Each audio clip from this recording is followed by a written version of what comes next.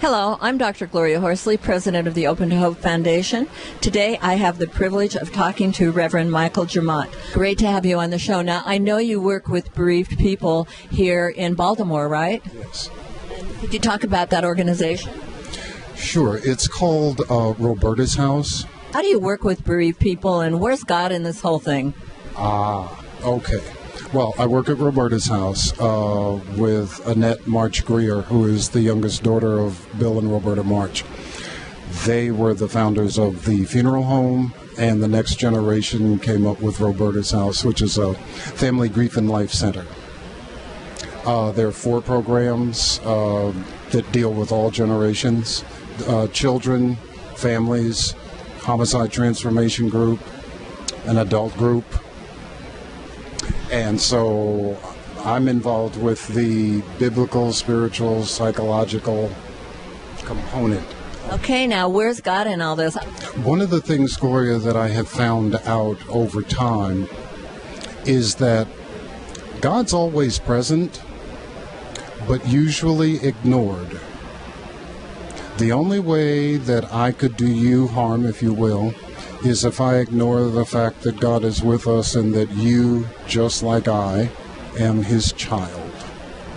So what happens if I'm angry with God? Do you see a lot of anger and grief and loss? Always. Sometimes it's overt, and most times it's kind of covert. But sure, folks are angry with God. It has a lot to do with the perceptions that we have. The fact of the matter is we tend to get a little bit of information and think that's enough. Life says no matter what you know, it's all going to be challenged. Now, what if I have not been to church? Do I need to go to church? How do I need to find it again? This is what I have told folks that have tried a lot of other things, including self-medication to a point of almost their own death. We talk about spirituality, but rarely do we find out what that word really means. I offer this as a consideration from a kind of Judeo-Christian Islamic point of view, the monotheistic religions. We're created in this image. So by God's divine plan, we are connected. The issue becomes, do we believe that to be a dependable truth, and then pursue that to find out what else that truth has to offer us? You know, that feels really reassuring to me, the fact that we are just connected. That's the way it is. And if I'm angry or if I lose faith or whatever, I'm still connected. The writing footprints in the sand.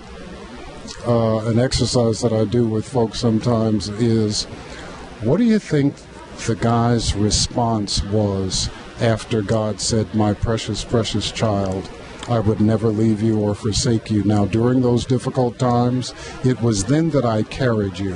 What do you think the guy said back to God?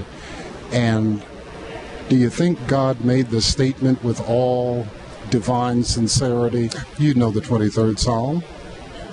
Where he leads, I follow. Thank you so much again for being on our show. I'm Dr. Gloria Horsley, and thanks for watching this YouTube, and God bless.